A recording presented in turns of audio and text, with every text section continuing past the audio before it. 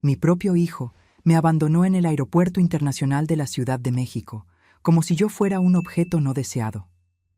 «Mamá, espera aquí, vamos a resolver el check-in», dijo Roberto antes de desaparecer con Juliana, su esposa. 3 horas después, entendí que no regresarían.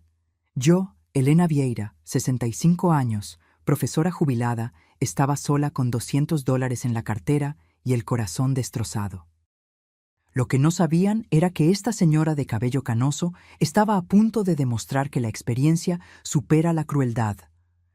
Pero antes de continuar, verifica si ya estás suscrito al canal y escribe en los comentarios: ¿desde dónde estás viendo este video? Nos encanta saber hasta dónde están llegando nuestras historias. Aquella mañana de septiembre, desperté animada. Roberto me había invitado a pasar un fin de semana familiar en la playa. «Mamá, mereces descansar. Hace tiempo que no viajamos juntos». Arreglé mi pequeña maleta y esperé ansiosamente en la puerta de casa. Cuando el coche de Roberto se estacionó, noté algo extraño en el comportamiento de él y de Juliana. Miradas intercambiadas, sonrisas contenidas, conversaciones susurradas. «¿Está todo bien?», pregunté, intentando disimular mi inquietud. «Claro, mamá, solo un poco atrasados», respondió Roberto, evitando mi mirada. En el camino hacia lo que yo pensaba que era el litoral, Juliana sugirió un cambio de planes. «Elena, estábamos pensando en darte una sorpresa. ¿Y si, en lugar de la playa, fuéramos a Cancún? Siempre quisiste conocer el Caribe mexicano, ¿no es así?». Mi corazón se aceleró. «¿Un viaje en avión?».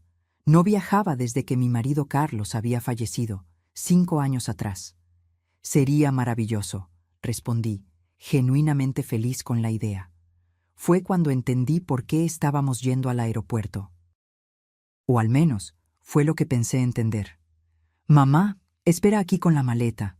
Vamos a hacer el check-in y volvemos enseguida», dijo Roberto, señalando un banco cerca de la entrada de la terminal. «¿No quieres que vaya contigo?», pregunté confundida. «No hace falta». «Tranquila, que lo resolvemos todo rapidísimo», respondió Juliana con una sonrisa que ahora reconozco como falsa. Se alejaron, conversando en voz baja, y algo en mi interior sonó como una alarma, pero lo ignoré. Al fin y al cabo, era mi hijo, mi único hijo. 1 hora pasó. Después, 2. En la tercera hora, una empleada del aeropuerto se acercó, al ver a una señora sola desde hacía tanto tiempo. «¿La señora está esperando a alguien?». «Mi hijo y mi nuera. Fueron a hacer el check-in», respondí, la voz ya temblorosa por la sospecha que comenzaba a corroerme por dentro. «¿Qué aerolínea?», preguntó ella, amablemente. Fue cuando me di cuenta de que ni siquiera eso sabía. No me habían dicho a dónde íbamos exactamente, qué vuelo, nada. La empleada me acompañó hasta el mostrador de información y después de varios intentos de localizar mi nombre en alguna lista de pasajeros, la dura realidad se impuso. No había ninguna reserva para Elena Vieira en ningún vuelo de aquel día. Intenté llamar a Roberto. Buzón de voz. Mensajes sin respuesta. Después de otra hora intentando contactarlos, recibí un único mensaje. «Mamá, no podíamos más. La casa es nuestra ahora.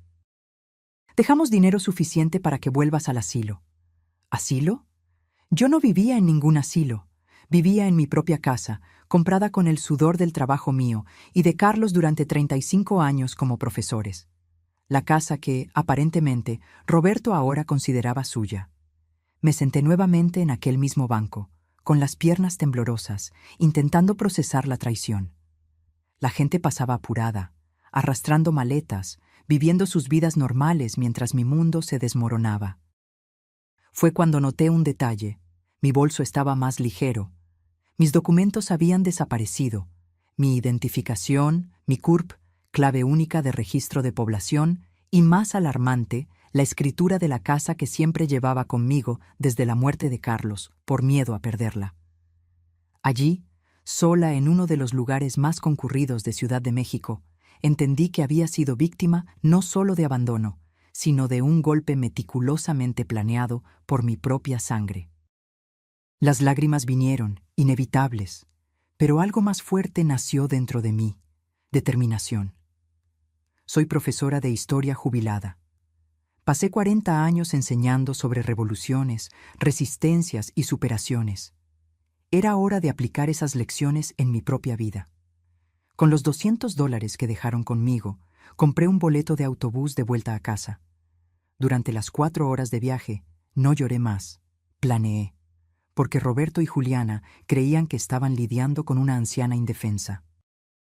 No tenían idea de que acababan de despertar a una guerrera que solo estaba dormida por la comodidad de la confianza familiar.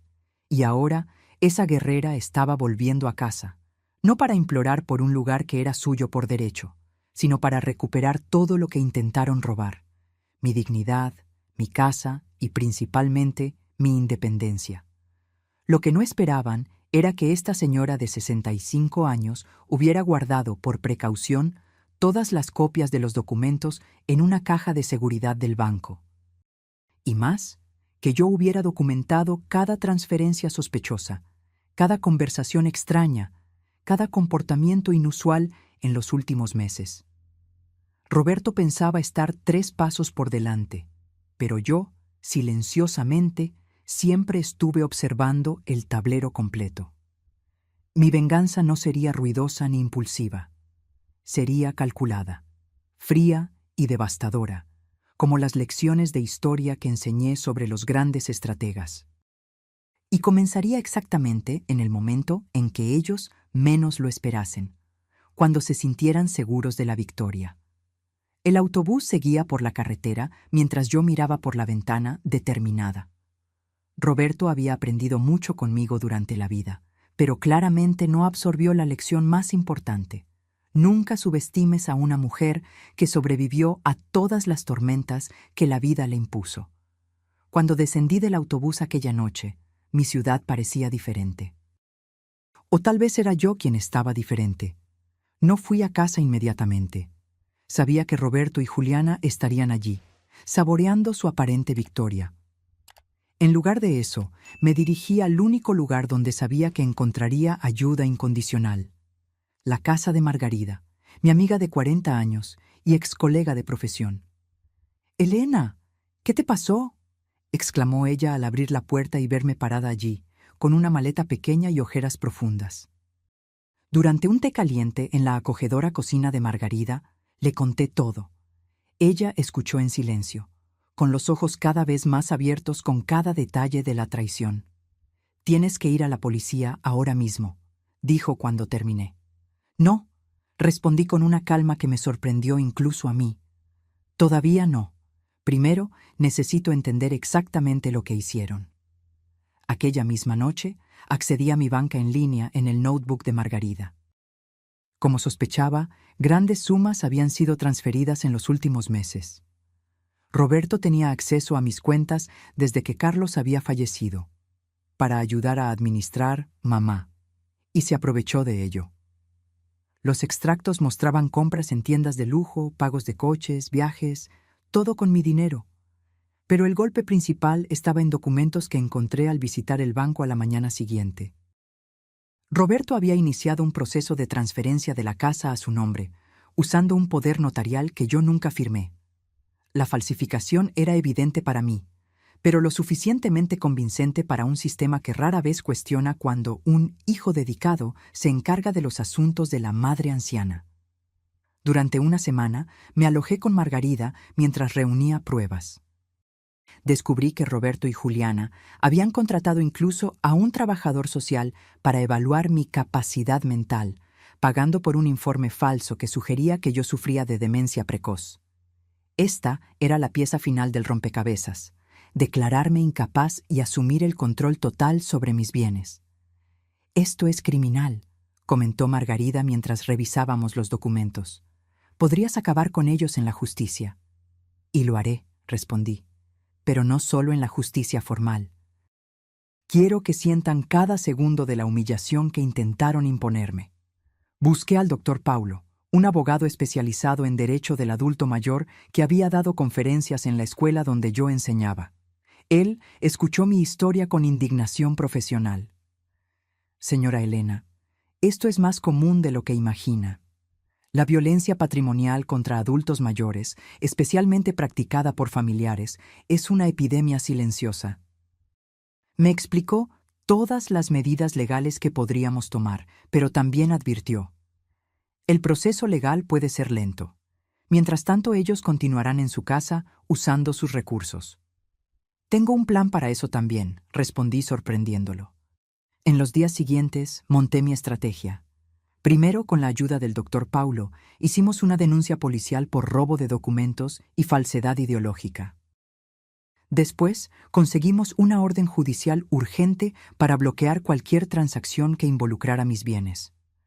Pero yo sabía que eso no sería suficiente para golpearlos donde realmente importaba, en el orgullo. Roberto siempre fue extremadamente preocupado por su imagen social. Graduado en administración, construyó una carrera como gerente en una empresa respetada, cultivando cuidadosamente la reputación de hombre íntegro y dedicado a la familia. Juliana, por su parte, era activa en grupos de caridad de la iglesia local, siempre publicando en redes sociales sobre valores familiares y cuidado de los ancianos. La hipocresía de ellos sería su propia ruina. Comencé a frecuentar los mismos lugares que ellos: el supermercado donde Juliana hacía las compras, el café cerca del trabajo de Roberto, incluso la iglesia que frecuentaban los domingos. No los abordaba directamente. Solo me hacía visible, descuidada, visiblemente confusa, exactamente la imagen que querían construir de mí.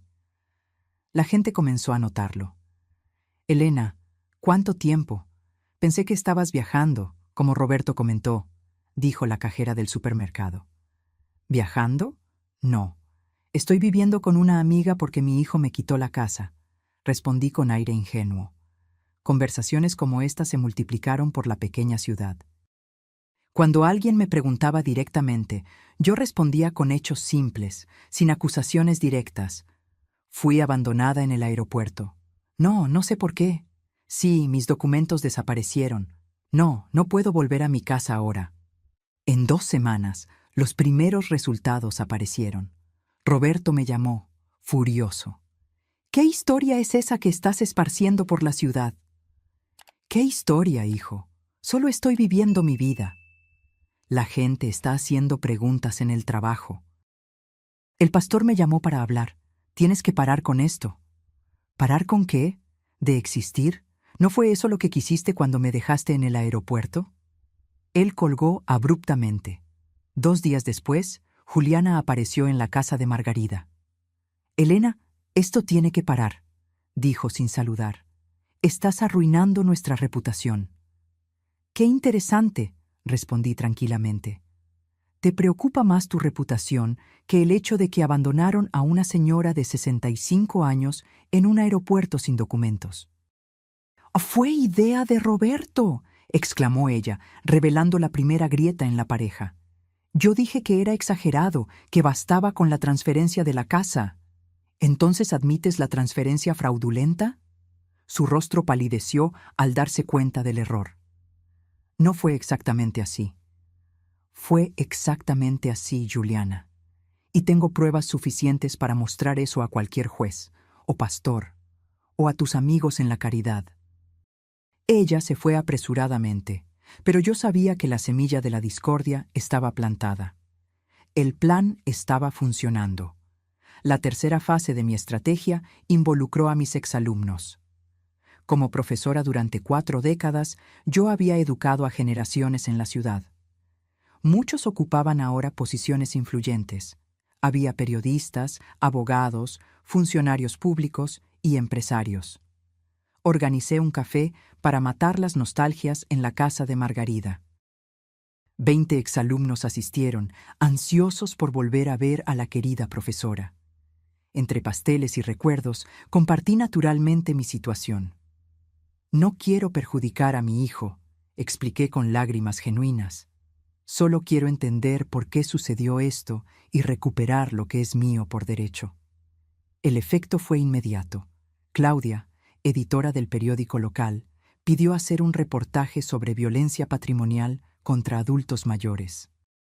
Marcos, gerente del banco donde Roberto tenía cuenta, Se ofreció a verificar irregularidades. Teresa, trabajadora social legítima, prometió hacer un informe verdadero sobre mi capacidad mental. La red de apoyo que construí durante toda la vida estaba ahora movilizándose a mi alrededor, no por venganza, sino por justicia. Y por primera vez desde el abandono en el aeropuerto, sentí que no estaba sola en esta batalla. A la mañana siguiente, recibí una llamada inesperada. Era Marta, suegra de Roberto y madre de Juliana. Elena, necesito verte. Hay cosas que necesitas saber. El encuentro con Marta fue revelador. Nos reunimos en una pequeña cafetería en el centro de la ciudad, lejos de las miradas curiosas de los conocidos de Roberto y Juliana.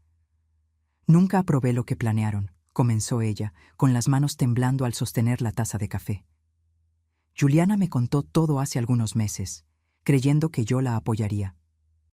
¿Cómo podría apoyar algo tan cruel? Marta entonces desenrolló una historia que, aunque dolorosa, finalmente tenía sentido. Roberto estaba endeudado. Inversiones arriesgadas, un estilo de vida más allá de sus posibilidades, tarjetas de crédito al límite. La solución más fácil, en su mente, era mi casa, valorada en más de $800,000 y sin hipoteca.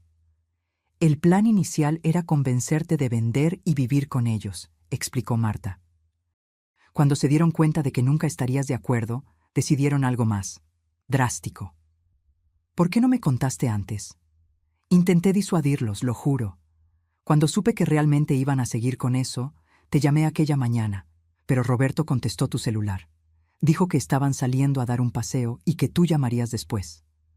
Sentí un escalofrío al recordar que, de hecho, no encontré mi celular aquella mañana. Roberto dijo que yo debía haberlo dejado en casa y que no había tiempo para buscar. Después de que supe lo que pasó, me enfermé de preocupación. Pero tenía miedo de involucrarme más, de empeorar las cosas. Cuando vi el reportaje en el periódico de ayer, supe que necesitaba hablar contigo. El reportaje que Claudia escribió, aunque sin citar nombres, describía claramente un caso de violencia patrimonial contra una respetada educadora local.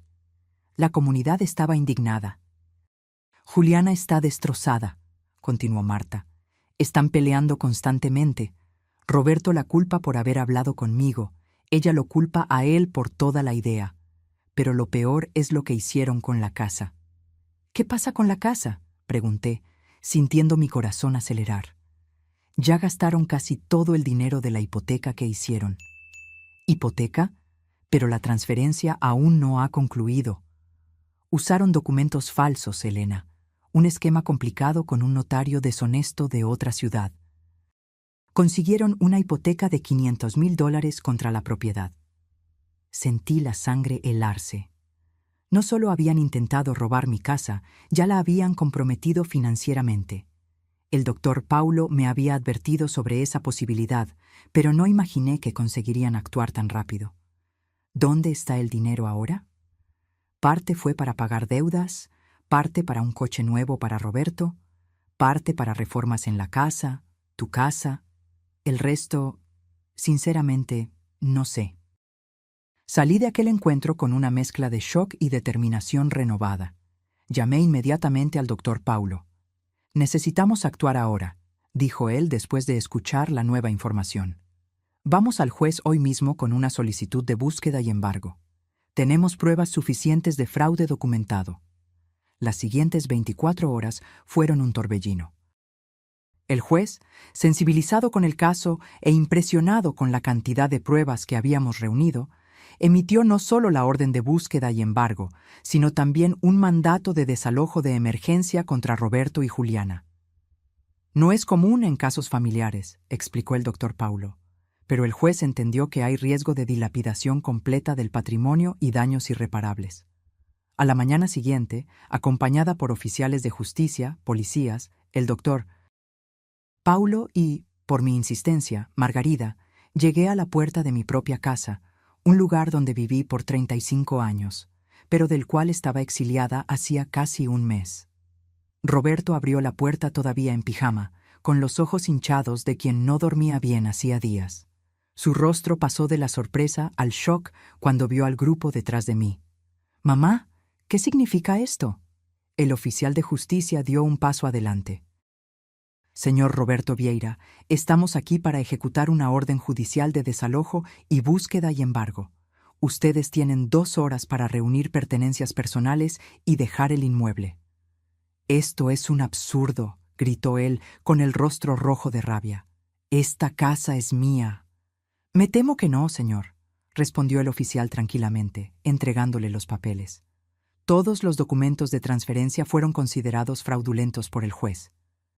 La propiedad pertenece legalmente a la señora Elena Vieira. Juliana apareció detrás de él, pálida. «Roberto, ¿qué está pasando?». «Tu madre nos delató, eso es lo que pasó», acusó él. «¿Mi madre? ¿Qué tiene ella que ver con esto?».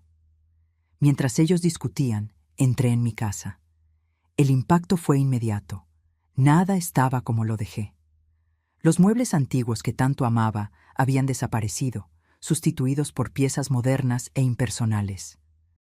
Las paredes amarillas que Carlos y yo pintamos juntos ahora estaban grises. Las fotos de familia, mis libros, mis recuerdos, todo había sido removido o relegado a cajas que encontré apiladas en el garaje. «¿Qué hicieron con mis cosas?», pregunté, con la voz temblorosa. «Renovamos, mamá», respondió Roberto, intentando sonar razonable a pesar de la situación. «Esta casa necesitaba una actualización. Te hicimos un favor». «¿Un favor?». Miré a mi alrededor, al hogar que no reconocía más. «¿Llamas a esto un favor? ¿Destruir mis recuerdos? ¿Borrar los rastros de tu padre de esta casa?». Por primera vez, vi un destello de vergüenza en sus ojos. Fue momentáneo, rápidamente sustituido por la defensiva habitual. La señora nunca entendió de decoración moderna. Esto aquí era un museo. Nadie vive así hoy en día. Los policías y el oficial de justicia comenzaron el proceso formal, inventariando ítems, verificando documentos. Juliana, en pánico, corría de un lado a otro juntando ropa y objetos personales. Roberto, después de algunas tentativas inútiles más de argumentar, se encerró en el escritorio con el celular, probablemente llamando a algún abogado. Margarida puso el brazo alrededor de mis hombros. «Está todo bien, Helena. Vas a recuperar tu casa. La decoración puede ser rehecha». «No son solo los muebles», respondí, las lágrimas finalmente venciendo mi determinación. «Es la sensación de violación. Ellos no solo intentaron tomar mi casa, intentaron borrar mi existencia de ella». Los oficiales encontraron todos los documentos que Roberto había escondido, incluyendo mis originales y las falsificaciones que él creó. También encontraron extractos bancarios detallando los gastos con el dinero de la hipoteca fraudulenta. $150,000 en deudas personales, $200,000 en un coche de lujo, que ahora sería incautado, $100,000 en mobiliario nuevo y reformas, y $50,000 en una cuenta en las Bahamas recién abierta. 2 horas después, como estipulado en la orden judicial, Roberto y Juliana salieron cargando solo maletas con ropa y artículos personales. El coche nuevo fue remolcado. Los muebles quedarían hasta la resolución completa del proceso, ya que técnicamente fueron comprados con dinero obtenido fraudulentamente contra mi propiedad. «Esto no va a quedar así», amenazó Roberto al salir. «Te vas a arrepentir, madre». «Yo ya me arrepiento, hijo», respondí con una calma sorprendente. «Me arrepiento de no haberme dado cuenta antes de lo que estaba sucediendo. Me arrepiento de haber confiado ciegamente en ti. Pero principalmente, me arrepiento de haber fallado como madre al punto de que tú creyeras aceptable hacer esto con la persona que te dio la vida». Él no respondió. Con una última mirada de desprecio, entró en el taxi donde Juliana ya lo esperaba, llorando. Cuando todos se fueron, los oficiales, los policías, incluso Margarida, que prometió volver más tarde con comida, me quedé sola en mi casa transformada. Me senté en el sofá desconocido y lloré. Lloré por el tiempo perdido, por la confianza traicionada, por los años de recuerdos que intentaron borrar de las paredes. Pero principalmente, lloré por el hijo que pensé haber criado versus el hombre que él se reveló ser. Después de agotar las lágrimas, me levanté y comencé a explorar cada rincón de la casa, recordando cómo era antes, planeando cómo sería de nuevo. En el cuarto que fue de Roberto en la adolescencia, encontré las cajas con los álbumes de familia que ellos no tuvieron el coraje de tirar. Me senté en el suelo, hojeando fotos de un niño sonriente que un día conocí, intentando entender dónde todo salió mal. Fue cuando encontré, escondido entre las páginas de un álbum antiguo, un sobre amarillento dirigido a mí con la caligrafía inconfundible de Carlos. Mi marido, siempre previsor, había dejado una carta que yo nunca supe que existía, probablemente escondida por Roberto tan pronto como la encontró. Con manos temblorosas, abrí el sobre y comencé a leer palabras escritas 5 años atrás, pero que parecían dolorosamente proféticas para el momento actual. Mi querida Elena, si estás leyendo esta carta, significa que ya partí y que algo serio sucedió para que la encuentres. Espero que haya sido por casualidad, durante una limpieza nostálgica y no por necesidad. Pero conozco a nuestro hijo mejor de lo que piensas y temo que un día esta carta pueda ser necesaria.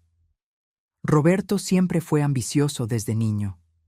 ¿Recuerdas cómo contaba las monedas de la alcancía todas las noches? ¿Cómo se quedaba fascinado con las casas grandes cuando pasábamos en coche por los barrios ricos? Al principio, nos parecía admirable, un niño con visión, determinación. Pero a lo largo de los años vi algo que tú, con tu corazón de madre, tal vez te has negado a ver. La ambición de él no tenía límites éticos. Las pequeñas señales estaban allí. El dinero que desaparecía de tu cartera. Las mentiras sobre las notas en la escuela. La manera como trataba a los compañeros menos favorecidos. Intenté corregirlo, pero tú siempre creíste que yo era demasiado duro. Es solo un niño, decías. Pero los niños crecen, Helena, y se convierten en los hombres que formamos. En los últimos años, Roberto me buscó varias veces para discutir planeación sucesoria, como él llamaba. Quería saber exactamente el valor de la casa, de los ahorros, de las pólizas de seguro. Al principio, creí que era preocupación legítima por nuestro bienestar. Después, me di cuenta de que era cálculo. Por eso tomé algunas precauciones que tú no sabes. Primero, registré todo exclusivamente a tu nombre después de mi jubilación. La casa, el coche, los ahorros, todo está registrado solo como tuyo, no como nuestro. Esto impide que la mitad vaya automáticamente a Roberto como herencia mía. Segundo, abrí una cuenta a tu nombre en el Banco de la Seguridad, sucursal central, que Roberto desconoce. Transferí allí una cantidad significativa, no todo, pues eso despertaría sospechas, pero lo suficiente para garantizar tu independencia en caso de que algo suceda. La contraseña es nuestro aniversario de bodas, seguido por el código que usábamos en la puerta de la sala de profesores. ¿Recuerdas? Tercero, y tal vez más importante, contraté discretamente al doctor Paulo Méndez para ser tu abogado en caso de necesidad. Él tiene copias de todos los documentos importantes e instrucciones para ayudarte si Roberto intenta algo. El número de él está grabado en aquel llavero de madera que te di en nuestro último aniversario. No es solo decorativo. Elena, sé que te estás preguntando por qué nunca te conté sobre estas sospechas. La verdad es que no estaba seguro, y la idea de envenenar tu relación con nuestro único hijo me parecía demasiado cruel. Tal vez estoy equivocado. Tal vez Roberto sea exactamente el hijo amoroso que tú crees que es, y esta carta nunca sea necesaria. Recé para que así fuera. Pero si estás leyendo esto en un momento de crisis, debes saber que no estás sola. Siempre fuiste más fuerte de lo que piensas, Elena. Fuiste tú quien enfrentó a la dirección de la escuela cuando intentaron censurar tus materiales sobre la dictadura. Fuiste tú quien organizó la huelga del 89 que garantizó nuestros derechos. Fuiste tú quien educó a generaciones de jóvenes a pensar críticamente. Usa esa fuerza ahora. No permitas que el dolor o la traición te definan. Lucha por lo que es tuyo, pero no pierdas tu esencia en el proceso. La venganza puede parecer dulce, pero la justicia verdadera es más satisfactoria y te permitirá dormir en paz.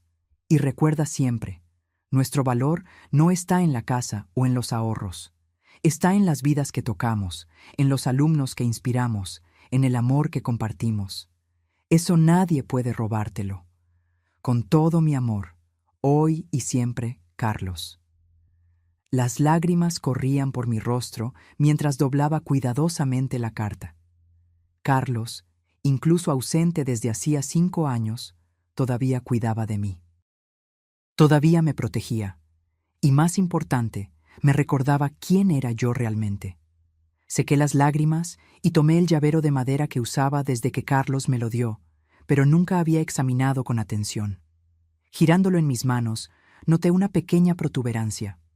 La presioné y un compartimento secreto se abrió, revelando un pequeño papel con un número de teléfono, exactamente el mismo de la tarjeta que el doctor Paulo me había dado semanas atrás. Carlos había previsto todo. ¿Y aquella cuenta bancaria desconocida? ¿Seguiría existiendo? Con las manos temblando, marqué el número del Banco de la Seguridad. Me gustaría verificar una cuenta a mi nombre, Elena Vieira. La cuenta habría sido abierta hace aproximadamente 5 años por mi difunto marido, Carlos Vieira. Después de algunas verificaciones de seguridad, la asistente confirmó: «Sí, señora Elena, la cuenta está activa y tiene un saldo actual de $387,942,153, con los intereses acumulados». Casi dejo caer el teléfono. Carlos no solo había previsto los problemas, me había dado los medios para resolverlos. Con ese dinero podría restaurar la casa, recuperar muebles similares a los que perdí, y todavía me sobraría para vivir cómodamente durante años. Aquella noche dormí en el cuarto de huéspedes, ya que mi cuarto había sido completamente remodelado con una cama extraña y decoración impersonal. Pero, por primera vez en semanas, dormí profundamente, con la carta de Carlos bajo la almohada y un plan claro para el futuro. A la mañana siguiente, comencé la reconstrucción.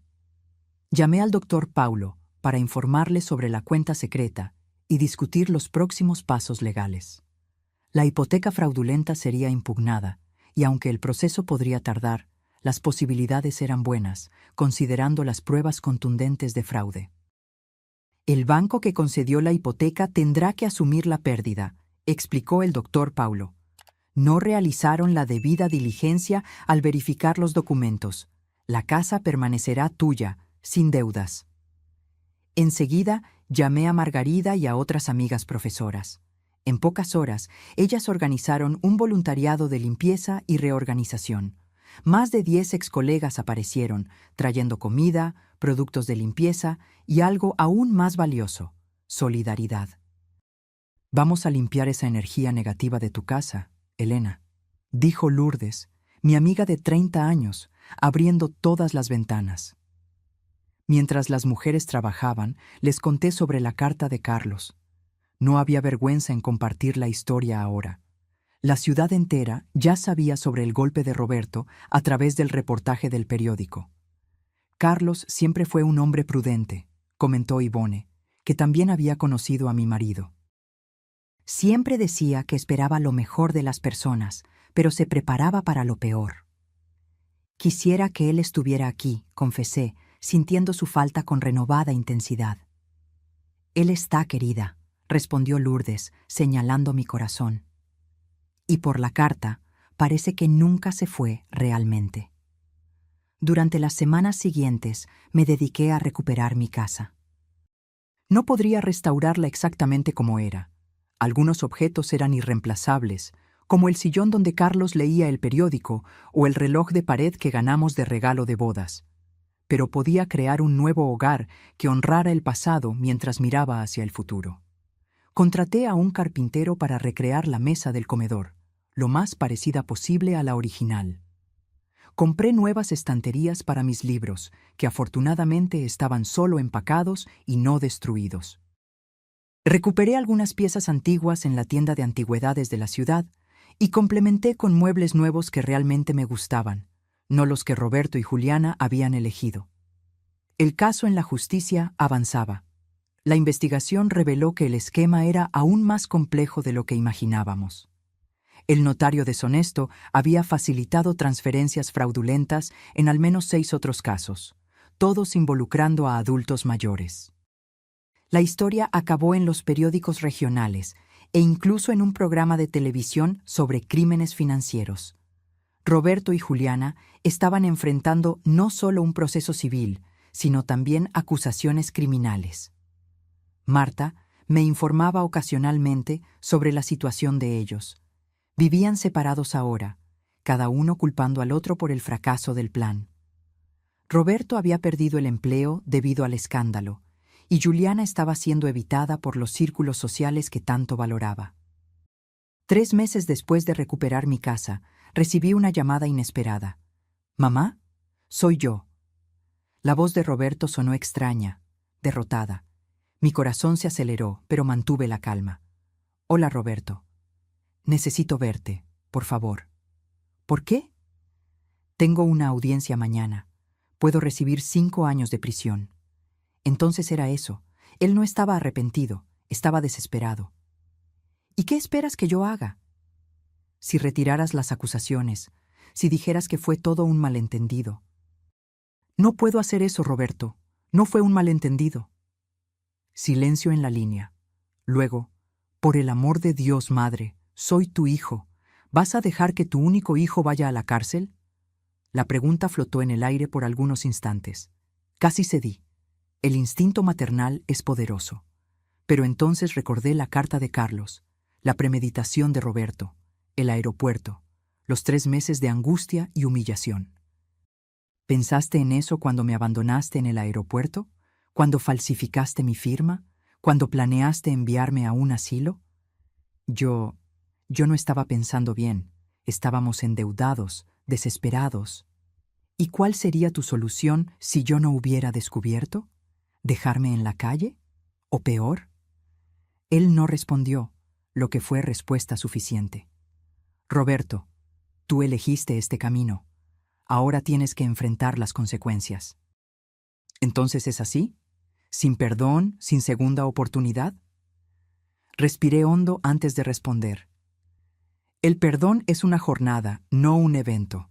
Tal vez un día consiga perdonarte completamente. Pero la confianza es diferente. Necesita ser reconquistada con acciones, no con palabras desesperadas cuando estás acorralado. «¿Qué quieres que haga?», preguntó, la voz ahora embargada. «Quiero que asumas responsabilidad por lo que hiciste. Enfrenta las consecuencias legales. Reflexiona sobre tus elecciones. Y cuando estés realmente listo para una reconciliación auténtica, no por necesidad, sino por verdadero arrepentimiento, entonces podemos hablar de nuevo». Colgué el teléfono con manos temblorosas, lágrimas silenciosas escurriendo por mi rostro. A pesar de todo, él todavía era mi hijo, el niño que cargué por 9 meses, que enseñé a andar, a leer, a soñar. Dolía profundamente negarle lo que pedía. Pero sería aún más doloroso permitir que escapara de las consecuencias de sus acciones sin arrepentimiento real. Eso solo reforzaría que el comportamiento era aceptable. En la semana siguiente, acompañada por el doctor Paulo, asistí a la audiencia. Roberto me vio. Nuestras miradas se cruzaron brevemente antes de que él desviara la suya, avergonzado. Aceptó un acuerdo con la fiscalía. 2 años de prisión con posibilidad de régimen semiabierto después de 8 meses, restitución financiera completa y servicio comunitario después de la liberación. Juliana recibió una sentencia suspendida con servicio comunitario obligatorio, ya que las pruebas sugerían que, aunque cómplice, ella había sido menos activa en la planeación. Marta me agradeció por no pedir pena máxima para su hija. Ella se equivocó gravemente, pero creo que aprendió la lección. 6 meses pasaron. Mi casa estaba completamente restaurada, no como copia exacta de lo que fue, sino como un nuevo hogar que reflejaba tanto mis recuerdos como mi nueva realidad. volví a dar clases como voluntaria en un proyecto para alfabetización de adultos mayores. Encontré propósito en ayudar a personas que, como yo, frecuentemente son subestimadas por la sociedad. Una tarde, recibiendo a mis alumnos para un té conmemorativo al final del semestre, oí el timbre. Era Marta. Helena, disculpa aparecer sin avisar. Roberto me pidió que te entregara esto. Me extendió un sobre simple con mi nombre escrito en la letra inconfundible de mi hijo. Le agradecí y lo guardé para leer después de que mis invitados se fueran. Por la noche, sola en el balcón que había reformado con colores vibrantes, una elección que el antiguo Roberto habría criticado como cosa de vieja, abrí el sobre. La carta de Roberto era extensa, escrita a mano en varias páginas. Diferente de las comunicaciones rápidas y digitales que él siempre prefirió, el esfuerzo de escribir manualmente ya indicaba un cambio. Mamá, escribo esta carta desde el lugar más improbable, una celda de prisión que comparto con otros 3 hombres. Nunca imaginé estar aquí, pero tal vez este sea exactamente el lugar donde yo necesitaba estar para finalmente ver la verdad. En los primeros meses, culpé a todos menos a mí mismo. Culpé a Juliana por no haber sido lo suficientemente discreta.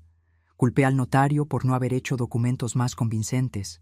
Culpé a la señora por haber sido demasiado lista para una anciana. Sí, llegué a ese nivel de distorsión. Entonces, durante una sesión de terapia obligatoria, parte de mi sentencia, el psicólogo me hizo una pregunta simple. ¿Qué hizo tu madre para merecer lo que tú planeaste para ella? Me quedé en silencio por mucho tiempo, buscando justificaciones. La señora era terca con el dinero. No entendía nuestras necesidades modernas. Estaba demasiado apegada a aquella casa antigua. Pero cuanto más intentaba justificar, más vacías sonaban mis excusas. La verdad, que estoy finalmente listo para admitir, es que la señora no hizo nada para merecer mi traición. Por el contrario, dedicó su vida a darme educación, amor, oportunidades. Sacrificó sus propios sueños para que yo pudiera realizar los míos. ¿Y cómo retribuí? Con avaricia, manipulación y crueldad. El psicólogo me ayudó a entender que mi comportamiento no comenzó de la nada. Siempre estuve obsesionado por el estatus, por las apariencias. Creía que merecía más, que las reglas normales no se aplicaban a mí, que el fin justificaba los medios. Culpé a mis problemas financieros, pero la verdad es que mi avaricia era insaciable. Aunque tuviéramos 5 casas como la tuya, yo probablemente todavía querría más. Hoy entiendo que el plan de abandonarte en el aeropuerto no fue solo criminal, fue inhumano. Dejar a mi propia madre, de 65 años, sin documentos, sin apoyo, como si fuera un objeto descartable. ¿Cómo pude? ¿Cómo me convertí en este monstruo? No espero tu perdón. Sinceramente no creo que lo merezca. Pero quiero que sepas que estoy trabajando para convertirme en una persona mejor. Alguien que pueda un día mirarse al espejo sin vergüenza. Alguien que honre el sacrificio que la señora y mi padre hicieron por mí, en lugar de traicionarlo. Si un día, cuando yo salga de aquí, la señora permite que yo demuestre este arrepentimiento con acciones, seré eternamente agradecido. Si no, lo entenderé.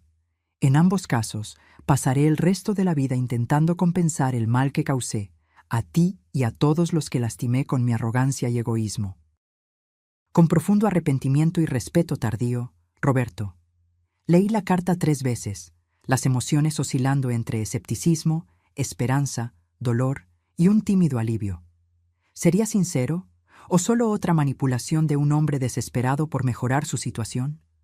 No tenía respuestas todavía, solo la certeza de que necesitaba tiempo para procesar esas palabras. Guardé la carta en la gaveta del escritorio y decidí que no respondería inmediatamente. El tiempo diría si el arrepentimiento de Roberto era genuino. En las semanas siguientes recibí 2 cartas más de él. No mencionaban perdón o peticiones, solo compartían reflexiones sobre su infancia, recuerdos de momentos familiares y observaciones sobre su proceso terapéutico en la prisión. Parecía estar realmente haciendo un trabajo interno, aunque fuera imposible tener certeza a distancia. Después de 3 meses de correspondencia unilateral, decidí responder. Mi carta fue breve. Roberto, recibí tus cartas. No puedo decir que estoy lista para perdonar completamente, pero reconozco tus esfuerzos para reflexionar sobre tus acciones. Eso es un comienzo. Me preguntas sobre mi día a día. Retomé la enseñanza como voluntaria. Estoy ayudando a adultos mayores a aprender a leer y escribir. Es gratificante ver a personas de mi edad o mayores descubriendo nuevos mundos a través de las palabras. La casa está diferente ahora. No intenté recrear exactamente lo que era antes. Algunas cosas, cuando se rompen, no vuelven a la forma original. Pero creamos algo nuevo a partir de los fragmentos. Encontré la carta que tu padre dejó para mí. Él siempre fue más perspicaz sobre ti de lo que yo quise admitir. Tal vez ambos fallamos contigo de maneras diferentes. Él siendo demasiado duro, yo demasiado permisiva. Los extremos rara vez producen equilibrio. No sé qué le depara el futuro a nuestra relación. Por ahora, estoy dispuesta a continuar esta correspondencia, un paso a la vez. Elena. Nuestro intercambio de cartas continuó por meses. Gradualmente, Roberto comenzó a hacer preguntas sobre Carlos, sobre nuestra vida antes de que él naciera, sobre elecciones que hicimos como padres. Me di cuenta de que, tal vez por primera vez, él estaba realmente interesado en entender quiénes éramos como personas, no solo como figuras parentales que existían para atender sus necesidades. 8 meses después de su prisión, Roberto consiguió la progresión al régimen semiabierto. Podía trabajar durante el día, volviendo a la prisión por la noche. Consiguió un empleo como asistente administrativo en una pequeña empresa. Nada comparado con el cargo gerencial que tenía antes, pero era un nuevo comienzo. Fue cuando recibí una llamada de él. «Mamá, ¿puedo visitarte el próximo domingo? Entiendo si es muy pronto». Hesité. ¿Estaba lista para verlo personalmente? ¿Para enfrentar al hijo que había planeado mi exilio? «Ven a almorzar», respondí finalmente. Mediodía. El domingo llegó con una ansiedad casi palpable. Preparé una comida simple: arroz, frijoles, la lasaña que a él le gustaba en la infancia. Nada extravagante, pero suficiente para indicar que no era solo una visita formal. A las 11:55 sonó el timbre. Roberto estaba puntual, algo raro en el pasado. Abrí la puerta y el shock fue inmediato. Mi hijo había cambiado drásticamente. Más delgado, cabellos canosos en las sienes que no estaban allí antes, ojeras profundas. Los 8 meses de prisión habían cobrado su precio físico. Pero fue su mirada lo que más me impactó.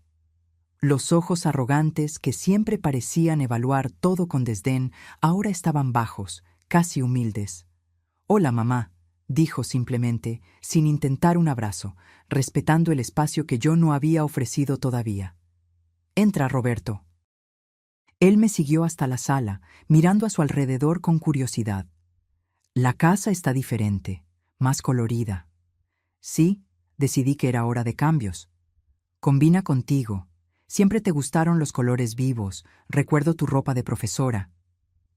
Este comentario me sorprendió. Roberto raramente notaba detalles sobre mí. El almuerzo comenzó tenso, con conversaciones superficiales sobre el clima, las noticias, mi trabajo voluntario. Evitábamos al elefante en la sala. Todo lo que había sucedido, todo lo que todavía necesitábamos procesar. Fue Roberto quien finalmente rompió la barrera.